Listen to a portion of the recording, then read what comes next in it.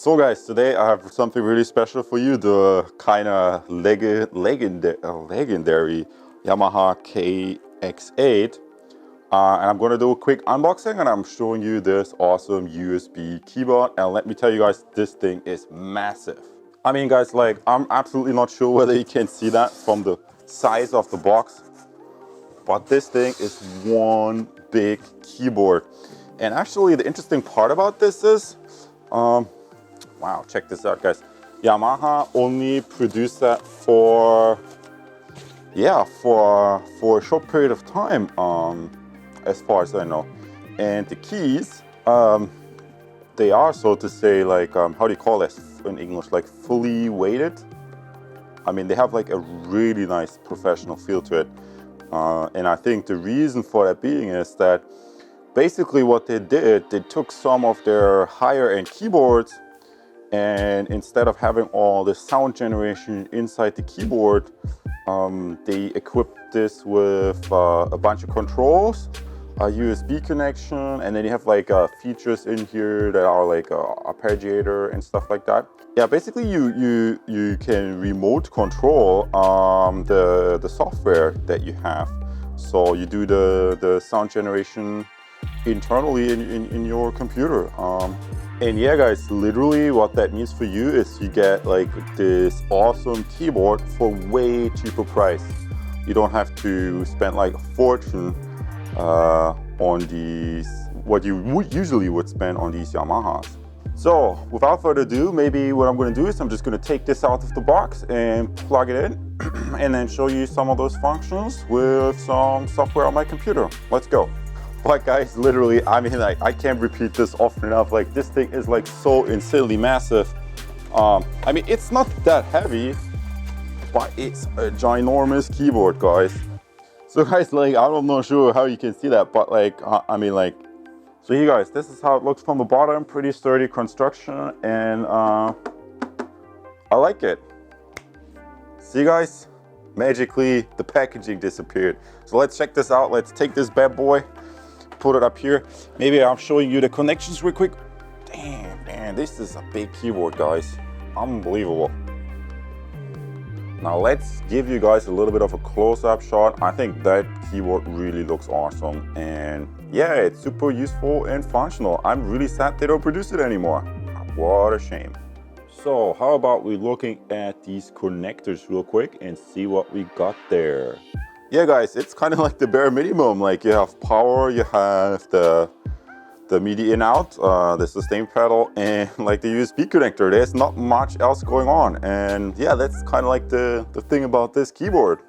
So guys, what do you think? Was that a good idea that Yamaha created this kind of USB keyboard studio KX-8?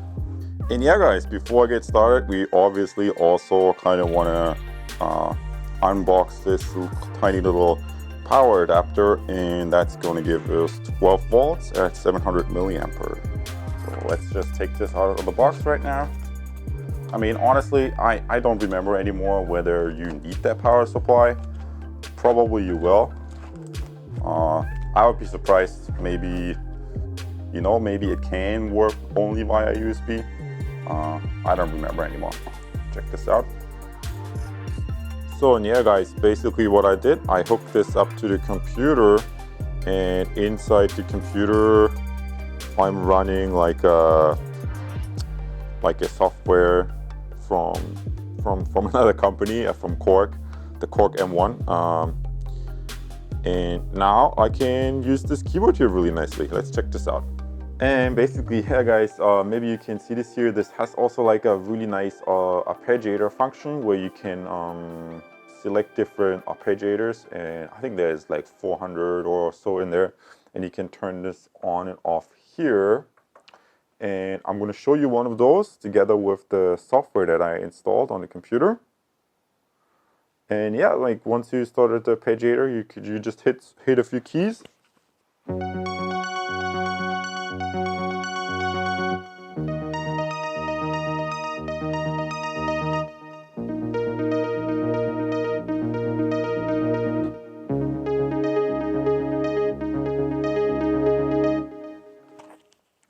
Yeah, and you get a little bit of an idea. And yeah, basically you can see there are like tons of sounds in here, and I can pick all sorts of stuff, more than enough. And of course, there are other sound plugins that you could use, everything from GarageBand to Logic Pro. And let's check out another one real quick, and then we finish up this review.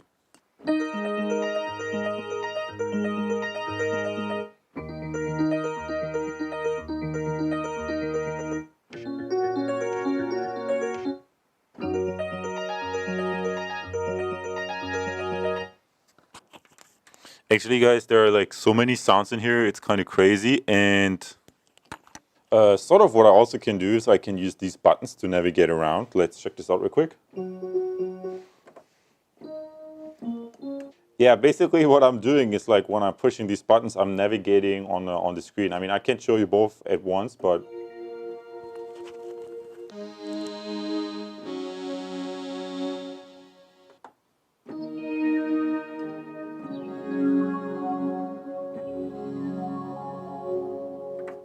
and now arpeggiator again.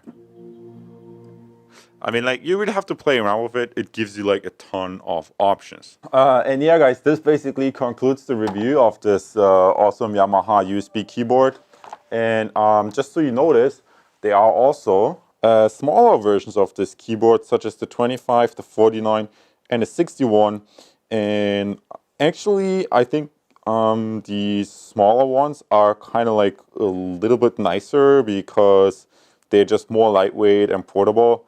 This KX-8, I think back in the day, I went like really overkill with this keyboard because, I mean, in a sense, like, I love these keys. I don't get me wrong, it's like a great keyboard.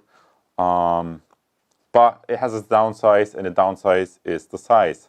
So, yeah, with that, I sort of conclude my review. But surprised you're still here, right? So, yeah, I mean, like, just as a small side note, basically, the funny thing is, I turned this Yamaha keyboard into a Korg M1. How hilarious is that, right? Sounds terrific. I mean, the Korg M1, I mean, like, people may think, wow, this is so old. But, like, let me tell you, like, it has a lot of crazy sounds in here. And if you look in this card section, check this out, how many cards there are. It's like the whole card collection. I mean, I have the analog synth, actually the hardware synth.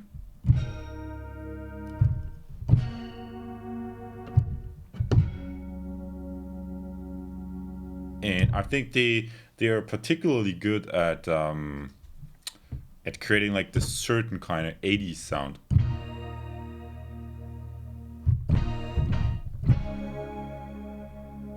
Not sure whether you can hear that very well.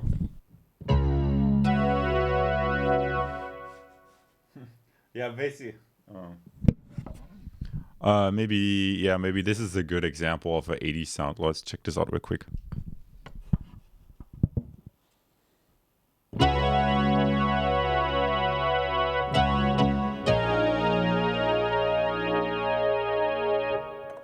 So guys, now this concludes the end of the video. Let me know if you want to see a video of the Korg M1 software, like with a really good sound quality, because I feel like in this review the sound didn't really do it justice. Then I will put this into this up next field. Or whether you want to see some more travel vlogs, I would love to fly the new 787-10. That would be awesome. So stay tuned and make sure to subscribe.